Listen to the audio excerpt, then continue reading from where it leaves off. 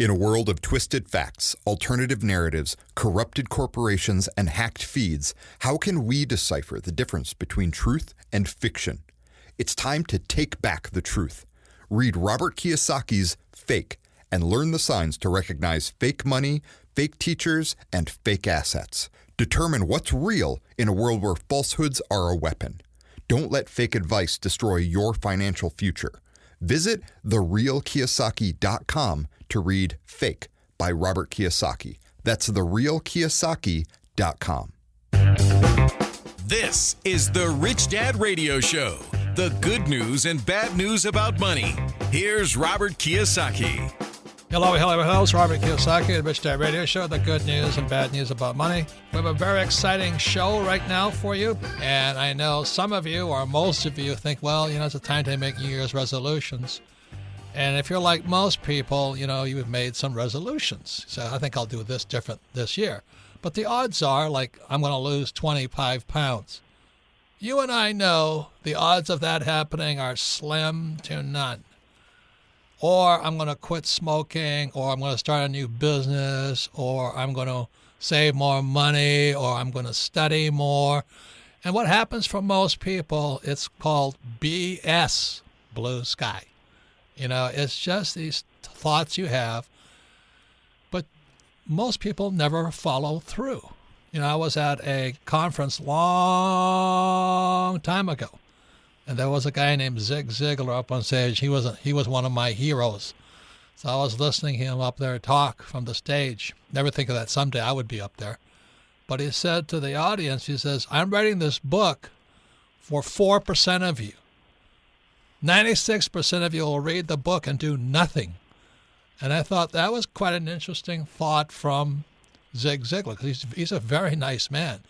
But he was pretty blunt about it. He says, only 4% of you ever get anything done in your life. And that's why most people aren't really that successful. So our guest today is Mr. Jon Acuff, A-C-U-F-F. He's a New York Times bestseller. He's author and speaker. And his latest book is called Finish. Give yourself the gift of done. In other words, if you say you're going to lose 25 pounds or you're going to make an extra 100,000 this year, how would you feel if you actually did it? That's the big difference. Any comments, Kim? Well, I find it really interesting when I go to my gym. I've been going to this gym for 12 years. And the first 2 weeks of January are packed. They're packed. It's crowded. There's not a lot of room to move. And then on that third week, all of a sudden it all lightens up. And everybody's kind of disappeared. So one thing that Jon says in his book, Finish, is that 92% of all New Year's resolutions fail. 92%. Well, Zig Ziglar was even worse, 96%. Yeah. And so this is what I love is Jon's, he wrote a book called Start in 2013, Punch Fear in the Face, Escape Average, and Do Work That Matters. So he did the book Start, but then he realized that, people start. Sometimes that's easy to start, but it's hard to finish. Yeah. So we're going to find out how you finish. And, if you're going to go to the gym, don't sign an annual contract. No. Just go day to day. That's good financial advice. So, Jon, welcome to the program. Yeah, thank you so much for having me. It's an exciting time of year to talk about topics like this. So, Jon, why did you write this book, Finish? Well, a big part of it was, as your wife mentioned, I wrote Start, and a bunch of people came up to me over the years since and said, hey, thanks for writing that. It helped me, but I've started a million things. Starting is easy. I can, I have 50 URL domain names registered that I've never done anything with. I have a treadmill that I now hang clothes on in the garage. I can start 1,000 things. What does it look like to actually finish? And I didn't have a good answer for my own life. The funny story I like to tell is it took me 3 years to do 6 days of P90X, and that's really not the optimal. That was a really hyped infomercial on these guys who look like me, and then next thing they look like Schwarzenegger or something. Well, and I kept meeting people that were good at finishing things like P90X or actually finishing, and so I got really curious and partnered with a PhD named Mike Peasley from the University of Memphis, and we studied nearly 900 people for 6 months to say, okay, what does it take to actually be a finisher? Because that's another one that's really sad is 81% of Americans, according to the New York Times, want to write a book, and every year less than 1% do. And that has a cost. As you know, you've met a million people that say, Robert, I want to change my finances. It's a cause of stress. It's a cause of heartache. But then they don't, which means they're just going to continue carrying that stress and heartache further into life. And so that's why I wrote Finish, was I wanted to kind of unleash all these people that said, I want to lose weight, I want to write a book, I want to do a business, and give them practical tools that'll help them actually complete the thing that matters. Okay, so you have three types of people. People who do nothing, and we all know a lot of them. Today is the same as yesterday, and tomorrow will be the same as last year. They don't do anything different. They're comfortable.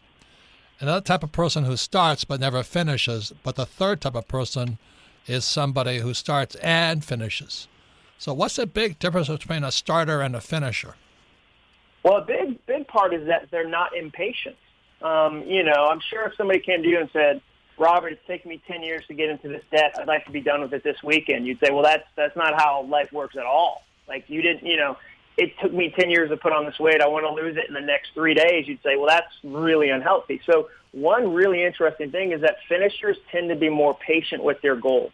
They understand that, okay, it's not, I'm not going to yo-yo. I'm going to figure out something that's sustainable. And so they get the size right. And sometimes we run into perfectionism where I'll meet people that will say, okay, I'm going to start running. I'll go, great. And they'll go, yeah, I'm going to run a marathon. And I'll go, whoa, have you ever done a half marathon or a 10K, a 5K, even just a K? Have you ever done a K? Get a tiny little medal. And they go, no, I'm going to go do the Ironman tomorrow. And they think they have to have this massive goal, but it cripples them before they even start because it's so overwhelming. Go ahead. If I could add a thing about perfectionism, one reason people never finish is they went to school. They're told they have to do it right. You can't make a mistake. You can't make mistakes. No, can't be messy. You can't be messy. You have to do it perfectly. And, Kim's been married to me for 33 years now, and it's been very messy, hasn't it, Kim? Well, I would think, John, that's a reason a lot of people don't start, because it's got to be perfect. Yeah, well, they're overwhelmed, and so what you find is the perfectionist often has the messiest car and the messiest office. And you go, wait a second, I thought they'd be neat freaks. They are, but if they can't clean it down to the toothbrush level, they won't even start. The truest sign of a perfectionist is that they'd rather get a 0 than a C-. So I'll meet people that will say, I want to run 5 miles every day. I only have time for 3 today, so I'm not going to do any. And you want to go, but 3 is infinitely more than 0. And so a lot of it is great finishers have worked through that. They've given themselves permission for it to take a while, and they've given themselves permission that it's going to be messier than it looks on Instagram. And what I always say, because I'm starting another business like I always start them, but I always tell my friends, I said, I may start it, but I may not finish it because it's going to change along the way. And you can't possibly predict it. Yeah, but I've done ahead. it so many times that I fail, and then I change direction, and we do it a little differently. So I say that up front to people, look, it's going to be messy, it's going to be nasty. I'm going to screw up all along the way, but somehow we'll get there. That's what I say. And that's why I kind of drives me crazy when people talk about their 5-year plan. Let me see your 5-year business plan. Well, I don't know what it's going to look like in 5 months, much more 5 years. But they spend all this time putting together this specific, pretty 5-year business plan, and then in the first 2 months it goes left. Yeah, that's adorable when somebody tells me, here's what's going to happen in the next 5 years. I think that is so cute that you think that's how life works. But that is certainly not. And so, yeah, I think a big difference between starters and finishers is they figure out how to do something that's more sustainable. And then I would say the biggest surprise for me was they make what they're doing fun. Over and over again, we saw the importance of enjoying what you're doing. That doesn't mean it's all going to be easy. I think we do each other a disservice where we say, always follow your heart, always follow your dream. It'll be easy, and when it's not, you should quit. It's more saying, okay, this thing I have to do in order to get the results I want isn't inherently fun. How do I add some fun to it? So, John, maybe that's like can I add to that one right now? Because this is the big distinction. I meet people tell me, I want to do what I love, and I want to do what's fun. But when most people quit is doing what's fun is oftentimes extremely difficult. For example, the game of golf. Kim loves golf. She has fun playing it. but it's the most miserable, rotten game I've ever played in my whole life. It is not fun for me, but it's fun for her. And that's one of the big distinctions I say to people is just because, and you said it, just because it's fun doesn't mean it's easy. That is the reason I think most people quit, is they equate fun and love with easy and when it gets hard, quick. It's like, oh, it's not fun anymore, I'm going to quit. Yep. Right, and it gets harder sooner than you thought. Yep. That's why I asked the cashier at the grocery store. Are you talking about my golf game? It's getting worse, not better. Well, and you live in the Gulf capital, so I don't know what the problem is. But I asked the cashier, when do people quit their diets at the grocery store? I said, when do people quit? She said, third week of January. And I said, how do you know? And she said, that's when we stop selling kale. And so, It's like the gym, the third week. Yep, nobody shows up. If you're going to white knuckle your goal, you're going to hate your goal the entire time. And whether it's finances or food, you're going to be miserable and you're going to quit. Amen. You didn't stack the odds in your favor. When I start my diet at breakfast and I end it at lunch. And and John, you talk about something interesting too. You talk about, because a lot of people we're taught to shoot for the big goal, that big thing. BHAG. The BHAG. I hate that. BHAG stands for big, hairy, audacious goal. Yeah. This college guy with an MBA came up and said, you need a BHAG, and I said, you need to get out of here. Yeah. So what's the concept? Because people talk about, I'm gonna shoot for the moon, and the worst case is you'll reach the stars. So it's like they want this big goal. What happens to those people? For the stars. That's a fun thing to say on like a CrossFit gym wall or a mug, but it doesn't work in life. And here's what happens. So say you want to lose 10 pounds and you only lose 8. Most people psychologically don't feel like they got close to the goal. They feel like they failed by 2 and they quit. So we asked people, if you want to lose 10 pounds, cut it in half and try to lose 5. And then what happened was when they lost 8, they won by 3 and they tried again. Same exact weight. It was just a different way to look at it with your mindset. And so what we found is that I care more about your February than I do your January. I care more about your March than I do your February. I want to help you sustain it over time, whether that's a sales goal, money goal. And so a lot of times when we think, your goal should terrify you, it should be to make $10 million, that overwhelms people and it doesn't actually psychologically pan out. It's much better to have a reach goal. It should inspire you. It should encourage you. But you should be able to win along the way, because failing for a year is not fun. And if you don't have some sustainable way to keep that going, you're going to, quit again. And so a smaller goal sometimes feels lazy at first, but it actually builds a foundation. So are you saying have the big goal, but then break it down to smaller goals along the way? Exactly. And give yourself permission to have it be, again, there's 3 things you look at when you look at a goal. You look at the end result you want, the time you're going to do it, and the actions you're going to do it. So if somebody's listening to this right now and they go, hey, I work at a company, they gave me my goals, I can't cut them in half. Amen. Let's talk about the actions then. Let's figure out, okay, what's the dial you control? If you don't control the timeline, you don't control the end result, you control the actions. Let's figure that out. It doesn't mean you don't work hard. It doesn't mean you have big goals. It just means you try to take the smartest approach you can to make sure you actually complete the thing you're doing. If this is your 15th time trying to get out of debt, maybe you need to do something differently. Once again, it's Robert Kiyosaki, the Rich Dad Radio Show. We're talking to John A. Cuff. He's a New York Times bestselling author, and he's a speaker. He's the author of the Wall Street Journal #1 bestseller. The book is called Finish. Very important book, especially now at the start of the new year. So all of you who have resolutions, going to start a business, lose 10 pounds, or just make more money or have more fun, very important book to get. The book is called Finish.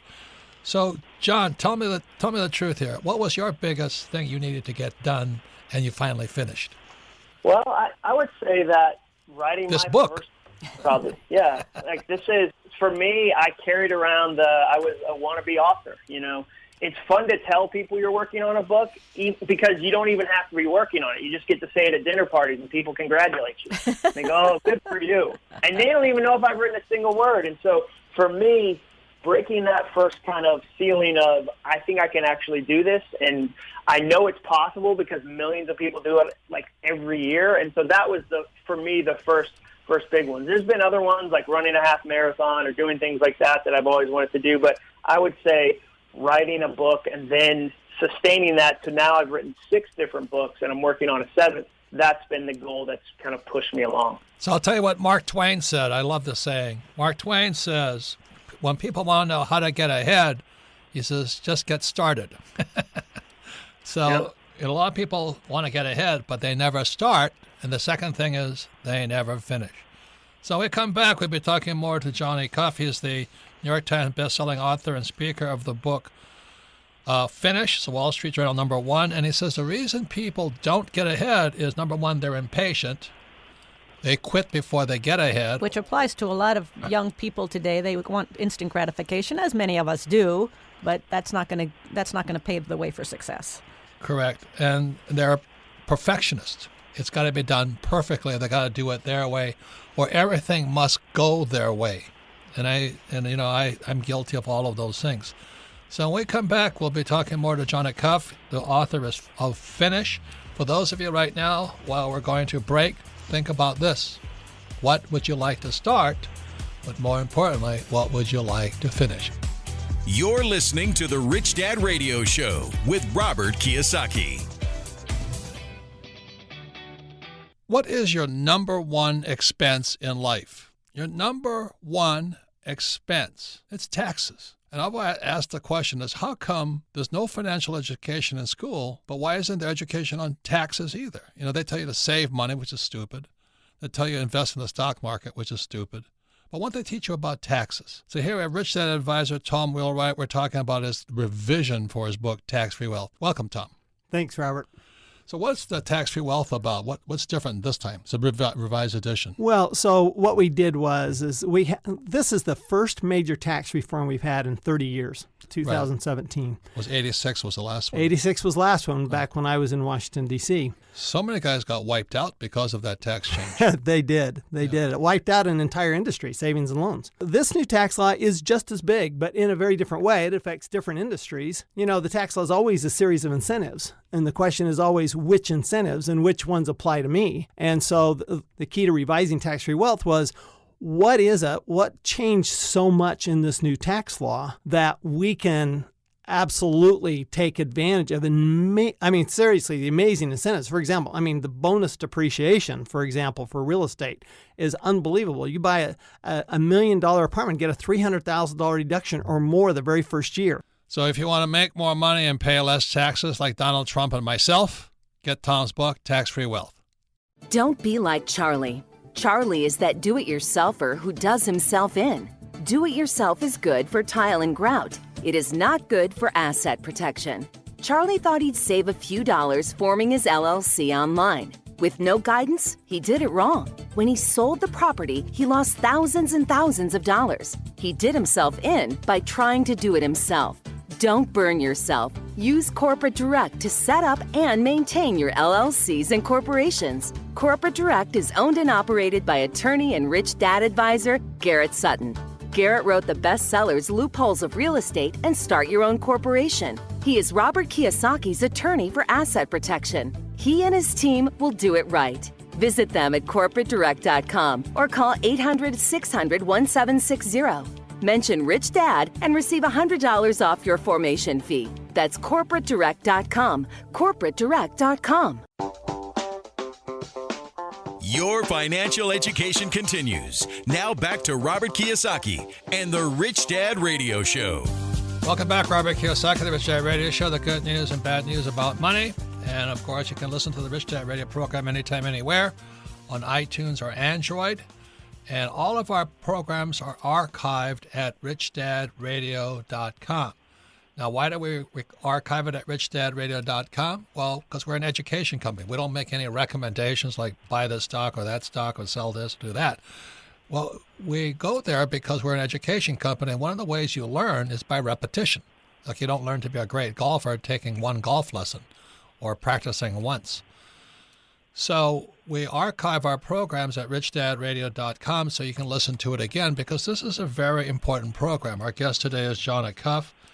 He is the New York Times best-selling author. He's also the author of the Wall Street Journal #1 bestseller, Finish, Give Yourself the Gift of Done. But also you want to do this because this program, you may have some people who don't get started. They don't do jack. And when they start, they don't finish. They're probably your kids or your brother-in-law or somebody that works with you. I mean, how many people know people who show up to work, but they went home before they got to work? They're not even present. So anyway, this is not about age or anything like that. It's about people. And as Kim says, the busiest day of the busiest month at the gym is January. And it's empty in February because That's everybody right. realizes it's too hard to keep exercising and diet. So any comments, Kim, about John's book? Finish, give yourself the gift of done. Get something done, you guys. Yeah, and we were talking earlier about, the big goals versus setting smaller goals to get to the big goal. And even this morning as I was reviewing the book, I was thinking about meditation because I want to meditate every day. I want to just make that a habit. And I go off track and I don't do it. And then I do it and I don't do it. And I was told to meditate 20 to 30 minutes a day. Well, in looking at John's book, I'm like, well, what if I just do 5 minutes? Let's just start with 5 minutes a day. Let me start there. And I could do that every day. And then we'll see where that goes. But so thank you, John, because already I've gotten one little gift from your book because I'm just going to start a little smaller goal and make this into a habit. That's great. That's great. It's funny you mentioned meditation. I had a goal to do meditation 10 minutes a day. I said, well, if I can do that, I can do 15 minutes. And I stopped the very next week. Haven't meditated since. And all I did was increase it by 5 minutes, but it was enough that my threshold of, I can't find an extra 15 minutes suddenly was triggered. And I thought, you know what, I'm too busy. So it's funny the kind of the little moments we need to go, okay, 10 is enough, 5 is enough, I'll build on that versus going, I should constantly increase it or it should be massive. I think that does get in our way sometimes. And it's okay to start with a 5K and build. Any suggestions for people who start but don't finish? Yeah, I think a big part of it, scientists kind of look at two things that motivate us, two broad things, reward and fear, or maybe consequence if you don't like the word fear. So if you go to a doctor and you want to get in shape and they know you're a reward person, she'll say, look, if you get in shape, you'll be able to hike this summer with your spouse, and that'll mean a lot to them. Or you'll be able to go on all the rides at the amusement park with your son, and that'll mean a lot to them. If they know you're a consequence person, they do the reverse. They say, hey, if you don't get in shape, it won't be as easy to play golf. Or if you don't get in shape, you might develop the same health issues your mom had. And so a big part of when you're trying to actually finish something is to tap into that and go, okay, when I look at my goals, am I more motivated by a little reward, or am I more motivated by understanding a consequence? A consequence could be as simple as, I got a new project at work, and I'm going to volunteer to update the entire team on Friday, every Friday, because I know on Thursday it'll really put the fire under me that I better have done some stuff that I can update them with. A reward, if you're a parent, can just be going to a movie by yourself without your kids. That is the greatest suburban luxury known to mankind. You walk in and go, just ticket for one. Like, you can't believe it. So I think a big part of actually finishing is going, along the way, what do I need to encourage me? We tend to think motivation will be enough and will grow, but you've worked with too many people to know that the motivation is the highest at the beginning, and then it kind of ebbs and flows, and your Why is that? About to be consistent. Why is that, John? Why doesn't motivation work? Well, motivation at the very start is the highest it's going to be because that's the main reason you're starting. So it's at this peak, and we believe this myth that it'll only grow as you go, but it tends to disappear. We did a study. We took thousands of people online through a goal study, and the day that most people quit, if you ask somebody, they'll go, what, day 15, day 20? It was day 2. They quit on day 2 because on day 1, the goal is just a fantasy. It's fun to say, I'm going to write a book, I'm going to get in shape, I'm going to change my money. And then day 2, the work starts, and motivation goes, whoa, whoa, whoa. I thought this was just a thing we were saying on Instagram, new year, new you. Like, I didn't know we were actually going to get our hands dirty and it was going to be uncomfortable. And so you have to be ready for that and not surprised by that. And I think that's a big key. Well, that's a very good point, because when people think about setting a goal, they're often trying to solve a problem. You know, like, I want to lose 20 pounds, but there's a problem underneath the 20 pounds. And I think what happens to people is they run into the problem. You know, it could be an addiction. I want to stop smoking is the addiction, which is both mental, emotional, physical, and spiritual. So they're running into the problem. In my opinion, that's why people quit, because they hit the real issue is not the weight, it's the addiction. I think you're 100% right. The analogy I use, in the bird world, there's a bird called the cuckoo. We've all seen it on the clocks, but it's an actual bird, and it's what's known as a parasitic brood, which means it doesn't build its own nest. It finds a nest that has eggs in it, and it puts its egg in there. Now, the mother bird of this other species doesn't know, that there's an extra egg in there, and that cuckoo hatches first. It's got a faster incubation cycle. And the first thing it does is kill all the other eggs. And then the mother bird often dies from exhaustion from overfeeding this gigantic species.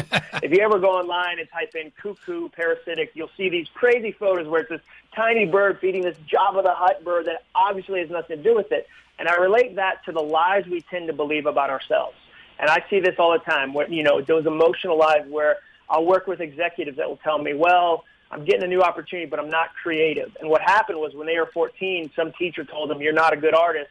And they accepted that and still are operating against that. Or I meet people, especially in the Southeast.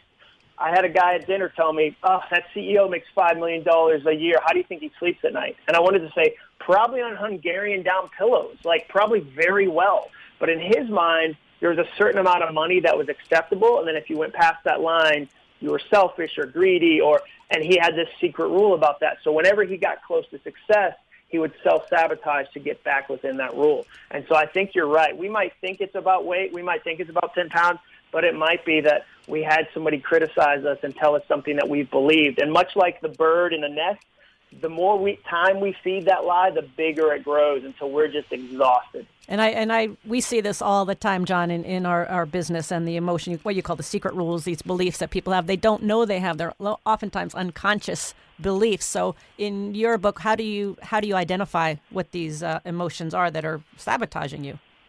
Well, there's definitely some self-awareness involved where, the book talks about simple things like saying, well, what does that mean? Like to write down a secret rule of, okay, like for me, I had a successful blog and the secret a couple years ago, and the secret rule I took from that is if an idea doesn't blow up within the first week, it's not a good idea. And if I stopped and said, well, what does that mean? That every idea is going to have that same exact path? Like, of course not. It might take some ideas that are good years to come to fruition. That doesn't mean they're a bad idea. So I think you can ask yourself a series of questions, but I think that much like you guys know, relationships matter. Sometimes we need somebody in our circle, in our friend group, that loves us enough to tell us the truth. If they care about you, we'll be able to say, yeah, these last 3 job opportunities, the same thing happened. I wonder if there's a secret rule there. Or, hey, whenever you get to this one place, I think you sometimes think you're not good enough to deserve that, and I think you self-sabotage. We need other people because the problem is often we're so close to our own painting, we can't see what it looks like. Our nose is an inch from the painting, and we need some friend who's standing 10 feet back to go, oh, those are water lilies. That's what you're looking at. That's, and for you, it's just a blurry dot. And so I think relationship is such an important part of this whole journey. Once again, Robert Kiyosaki, the Rich Dad Radio Show. We're talking to John Acuff, New York Times bestselling author, speaker. And his latest book is Wall Street Journal bestseller, #1 bestseller, Finish, Give Yourself the Gift of Done. And we're talking about most people don't do jack. Some people start and very few people finish. So for all of those right now who have a New Year's resolution, I'm going to lose weight, quit smoking, make more money, quit drinking, or start a new business, this is your book. This book is called Finish. It's a fantastic book. It's simple. It's clear. The question is, will you finish it? That's the big question. Any comments, Kim? Well, I have a question, John, because we talk about the millennials and all the Gen Y and all of this, and you mentioned that one of the keys is patience. You got to be patient. Well, I know a lot of kids that they already think they're the best. They don't think they need to go through this process. They show up and expect everything to already be finished for them, and they're the superstars and they're the heroes. Well, I let the kid with an MBA, and so I have an MBA and you don't. I said, yeah, and I don't have a job. That's the difference because I own the company, you don't, and they don't know how to own the company. Any comments there? So John? how do you deal with that attitude? Well, I mean, I think, like we said, it's an attitude that unfortunately isn't just one age group. It often tends to be human. Where I see it in older generations is, okay, I had an executive position until I was 44 and my company got sold. I no longer have a job. I have to have that exact position again. And it might be the reality is you got to climb a different ladder and it's going to take some time.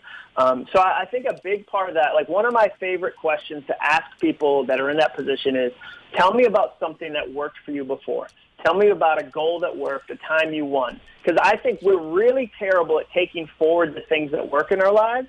So even if you come to the job going, I know everything, I'm not going to dig into that because there's stuff that's psychological and emotional. It's going to take forever. Right. My job as your leader is to help you win again. And so, like, you guys see this, I'm sure, where I'll see people that are, they go, I want to get in shape, but I don't know how. And I go, well, tell me about a time you won. And they'll tell me all these really specific disciplined things they did to get out of debt and work on their money. And I'll go, what if you could translate just a couple of those into the financial portion? But we tend to silo our lives.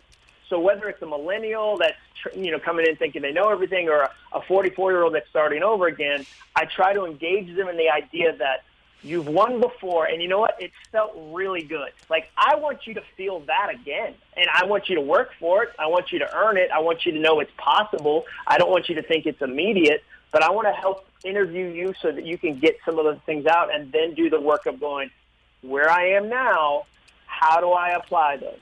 I would suggest for all of you out there, you talk about 44-year-olds. There's a lot of guys my age, baby boomers. They got jacked, man. They have no money. They're counting on Social Security, and they got nothing in savings or any kind of retirement. Those guys are in serious trouble right now.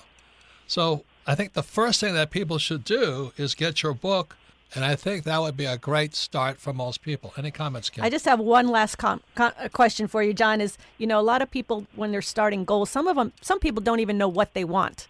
And you talk about how to pick the right goal versus the wrong goal. How do you pick what's the difference between the right goal and the wrong goal to start with? Well, yeah, a big part of it is that what we talked about, that self-awareness. I think that one of the most distracting things you can do is you don't really want, even if you thought it. And so maybe it's something you've always been told, you'd be a great lawyer. And the worst situations are where I meet a 24-year-old who's about to graduate from law school, and they said, I knew when I was 19 I didn't want to be a lawyer, but everybody said I'd be a good lawyer, and now I have $200,000 in debt, and I don't want to be a lawyer. And so I think doing the exercise of really spending time going, okay, what do I currently want? What gives me joy? Getting your hands dirty. Robert, you said it's an $11 book on Amazon. So if you're a boomer and you're going, I'm stuck, I think the one thing I'd say is remember it's not too late. If you've got breath, you've got time. And so I think the lie of if I had started, it's what people get depressed by compound interest when the example is, if you started investing when you were a fetus, you'd have $42 billion. And they go, but I'm 40 years older than that. I think we have to remember it's not too late. That's the impatience part. Once again, John, thank you very much. Keep up the good work. Keep writing those books. So thank you. And we'll come back. Thank you so much, guys. Thank you. Thank you, John. And we'll come back. We'll go to the next part. Happy New Year. Get those resolutions. And we'll come back. We'll go to the next popular part of our program. It's called Ask Robert. You're listening to The Rich Dad Radio Show with Robert Kiyosaki. Don't be like Charlie. Charlie is that do-it-yourselfer who does himself in. Do-it-yourself is good for tile and grout. It is not good for asset protection. Charlie thought he'd save a few dollars forming his LLC online. With no guidance, he did it wrong. When he sold the property, he lost thousands and thousands of dollars. He did himself in by trying to do it himself.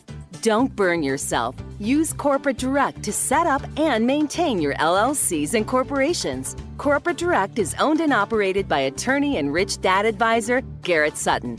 Garrett wrote the bestsellers Loopholes of Real Estate and Start Your Own Corporation. He is Robert Kiyosaki's attorney for asset protection. He and his team will do it right. Visit them at corporatedirect.com or call 800-600-1760.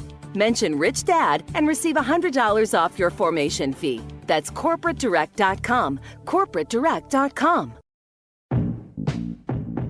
Financial freedom begins with financial education. Now back to Robert Kiyosaki and the Rich Dad Radio Show. Welcome back, Robert Kiyosaki, the Rich Dad Radio Show, the good news and bad news about money. Once again, you can listen to the Rich Dad Radio program anytime, anywhere on iTunes or Android, and all of our programs are archived at richdadradio.com. We archive them because we're an education company. We don't make recommendations like buy this or sell that. But we do that so education means repetition is how you learn best. And this is a very important program because it's Happy New Year 2019. And we had John Acuff on. His latest book is called Finish, Give Yourself the Gift of Done. And as you know, at the start of New Year's, everybody makes these resolutions that they never keep. So that's why the first resolution would be to buy his book and read the book and finish the book and give yourself the gift of done. So if you have friends, family members, or business partners who need to do some soul searching and make some changes, with a New Year's resolutions for the new you, for the new year, I think a good start would be getting this book called Finish, Give Yourself the Gift of Done. Any comments, Kim? Well, I think this is a really great book. It's a lot of practical things, because how often have we met somebody, Robert, and they say, "Oh yeah, I'm starting this," and then 2 years later we meet them. "Oh yeah, we never quite finished that." John says that 92% of all resolutions fail. So this is just really good practical advice. It's not necessarily easy. It's a lot of common sense. It takes, as he says, patience. Instead of having these big audacious goals that scare the heck out of you, chunk it down to smaller goals that you can accomplish and win at. I mean, it's not rocket science, but it's a lot of good information. So you can submit your questions to Ask Robert at richdadradio.com. So we'll now get the first part of this program, which is the most popular part. What's the first question, Melissa? Our first question today comes from Madison in Kansas City. Favorite book, Rich Dad, Poor Dad. Robert and Kim, love listening to the show. My question is for you both. What are some of the things that you each do to overcome obstacles in your businesses? That's a fantastic question. And I'll just say it's called one word. The question is, what is Rich Dad, Poor Dad about? I'm glad it's your favorite book, but what is it about? And the book is really about accounting. Another word is called accountability. And the reason when people start something, they can quit because they're not held accountable. They don't do it because they're not held accountable. So my problem, since I'm addicted to eating, I eat when I'm upset. So I realized I was addicted to it. So when my medical doctor, Dr. Rhoda Gopalan, and his fiancée, Nicole, said they wanted to take my health into their hands, it was important because health, I had to be accountable. You see, I can be not accountable. And the reason people don't get things done is because most of the problems they have in their life are addictions, like the addictions to smoking, drinking, eating, sex, shopping, whatever the things are. And the same thing in business. You're not held accountable to your numbers. So recently, people have been saying to me, how come you've lost so much weight? Well, I'm not really trying to lose weight. I'm just being held accountable. So I got to go see Radha Gopalan, Dr. Radha Gopalan. He's a heart transplant cardiologist who encouraged me to learn meditation, which I've been meditating now for 4.5 years. But also his fiancée, Nicole, holds me accountable. And, she's tough. She's the nicest, sweetest person. But I know I got to go talk to Nicole. If I didn't have that accountability, I would never have lost weight. And I'm not trying to lose weight. What she's doing is taking care of my health. And so I have to do all these supplements and this and that. And twice a year I go on what's called a 21-day cleanse. It's not a fast, it's a 21-day cleanse where I flush out my system from all the toxins that we get from eating, drinking, and just breathing today. So Rich Dad, Poor Dad is about accountability for your numbers, but your health is also accountability, and so is your happiness about accountability. And so, Kim and I always talk about we should have more fun, which for me is tough sometimes because my work is really fun. It's challenging. It's hard. Remember that just because it's fun doesn't mean it's easy. Like golf is fun, but not easy. But I think it's getting your head straight around the idea that you need, if you're going to make a change in your life, somebody's got to hold you accountable, somebody else other than you. Any comments, Kim? Yeah, and I think it's interesting. Madison asked the question, how do you overcome obstacles in your business? And our business is just one big obstacle. It's like every day there's obstacles we're facing, and thank God we have obstacles because then we learn from them. I mean, it's like this. It's the same question so many people ask, how do you handle mistakes? Well, we always have had the thought that there's something here to be learned, and this is how we're going to grow, and our business is going to get better. So overcoming obstacles, I feel like there's a lot of fear in her question, like, I'm afraid to make obstacles, I'm afraid to make mistakes, I'm going to have problems. Well, yeah, you're going to have problems, you're going to have obstacles because that's how the business is going to grow, by overcoming them. And I think a lot of people have that, that saying, and they lived happily ever after again. When I solve this problem, I'll live happily ever after again. And the next problem comes up. Every time I solve a problem, I just have a new problem. But if it's not fun, and fun doesn't mean fun like ha ha ha and sitting at a comedy club. Fun means I love doing what I'm doing with who I want to do, and I want to do it, and it's challenging. It's still hard.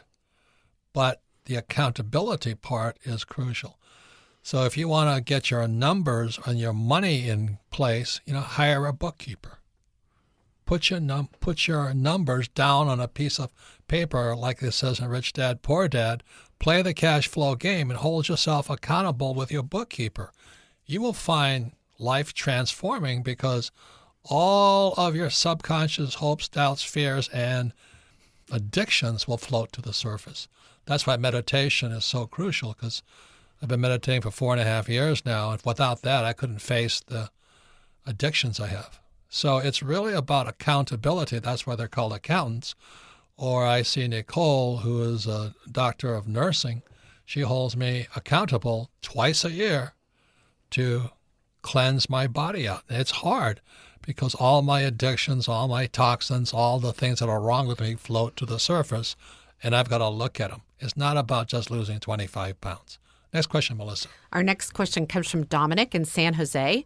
Favorite book, Rich Dad's Guide to Investing. So my wife and I have different approaches regarding finances. What is your advice on how to go about changing someone's mindset? And my advice is good luck. Yeah, man, that's what I would say. I tell you this, I think John Acuff, again, he's the author of the book, Finish, Give Yourself the Gift of Done. He talked about one of the most psychotic subjects is money.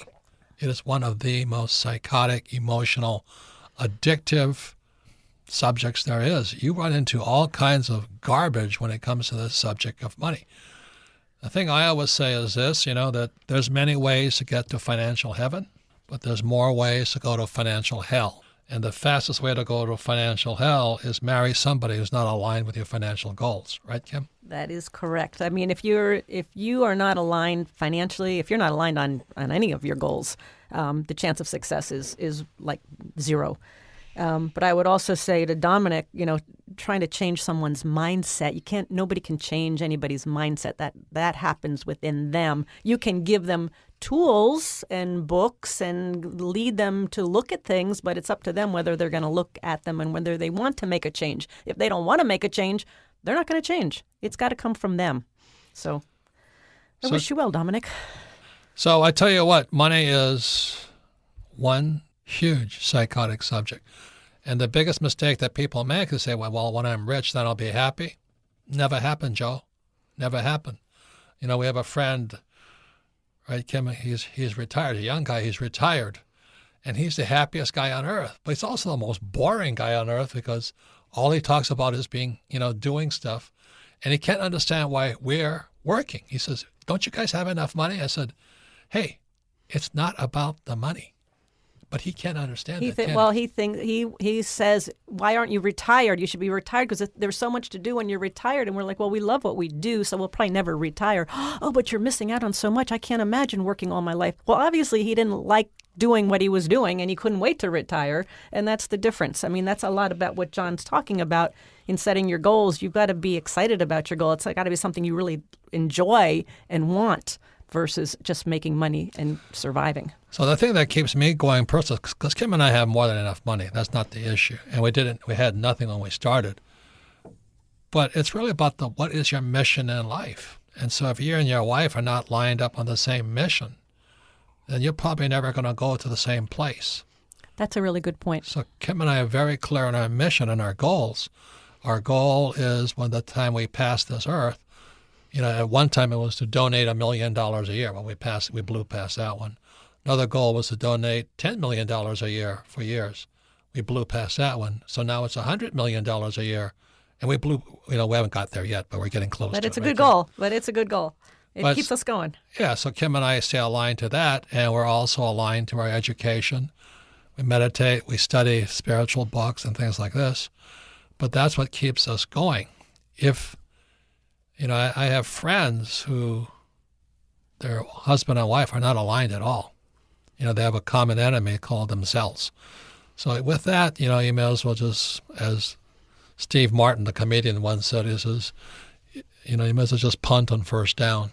give it up now. But that's a really good point, because there's got to be a bigger purpose for you coming together as a couple versus just having kids and getting a house and doing that. There's got to be a bigger purpose as a couple for you to come together, and I like that being more than trying to change somebody's mindset. Well, as I say, the number one cause of divorce is the kids leave the house. Because once the kids leave, they find out they have an enemy in common called the other spouse, and as long as they had the kids, it was kind of the kids were the glue. Yeah. But as soon as the kids start turning 15 or 16, the real issue in the marriage starts to float to the surface. And if that's not judged, if that's not handled at that time, and we're not therapists or psychiatrists and all that stuff, or marriage counselors, if you don't have it that way, you may as well call the attorney and start splitting the assets up. Anyway, life's not easy, and just because it's fun doesn't mean it's easy. And I thank you all for submitting your questions to richdadradio.com, and thank you all for listening to the Rich Dad Radio Show.